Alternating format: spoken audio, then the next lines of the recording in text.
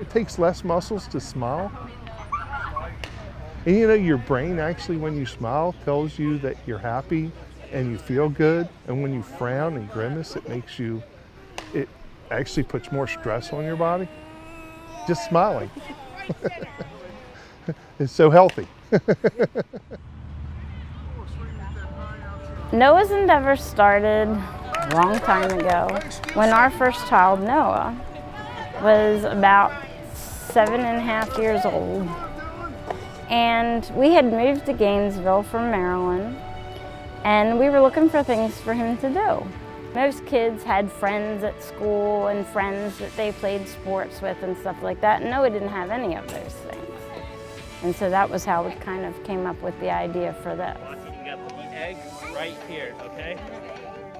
You got this. The physical therapist told me to go sign him up for Special Olympics because he was 8 at the time.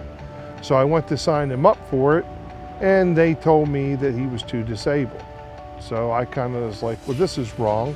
So I went back and I told her, and she was like, that's wrong too. Instead, she was telling me about the Challenger League. So then she started it. Eventually, she moved away, and Shelly and I decided that we were going to keep it going. Originally, it was Endeavor Baseball. We kept hearing from so many families how their kids waited all year for it to be time to play baseball again because there were so many kids who were just like Noah, who didn't fit into traditional programs. So we started year after year adding different sports and other activities until we became pretty much what we are now. There's always something fun to do on the calendar. When Noah passed away, we decided to become our own not-for-profit, and about the same time things were falling apart at the Boys and Girls Club and they weren't making repairs. And I had said something to the people at the city, Parks and Recs, and the one guy, Jeff, he goes, well, you guys don't charge for your program. Why don't you just partner with us?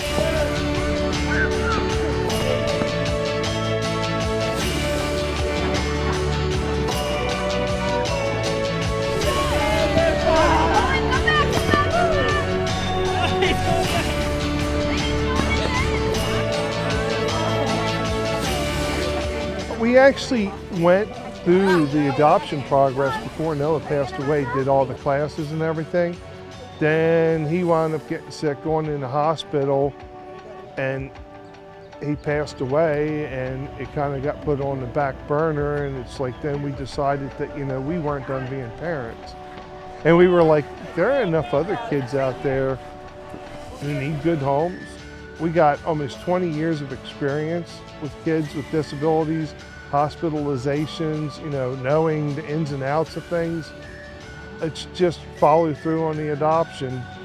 And we were only planning on adopting one child, and we wound up with 3. So. Look at this one. I heard that one has a dinosaur. If we didn't have this, there would be nowhere for my son to go.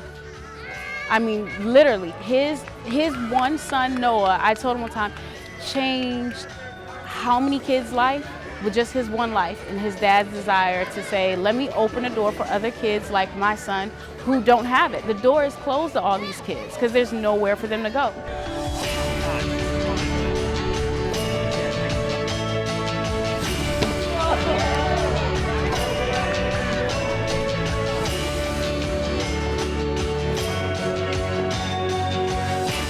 At Noah's memorial service, Shelly and I had been to funerals for other children who had disabilities who passed away, and hardly anybody ever went to those, and that kind of scared me if something was to happen to Noah. So when he passed away in his memorial service, it's like when I turned around and saw that the auditorium was full, it was standing room only, and it was full, and parents were getting up and speaking about how we even changed the way Noah changed the way they even think about their own children with disabilities. How big of a difference we made. It's one of the reasons why after he passed away, we decided to keep carrying on and doing what we were doing, is because we do realize the difference that we're making. I don't think competition necessarily needs to be taught. I think it's natural. I think what we need to teach is more empathy and caring for others, just to play and not be afraid of everybody because they look or whatever or different. I think everybody should just play together. It's just, I don't know if that's easy, makes any sense or sounds easy, but it's like, Yep.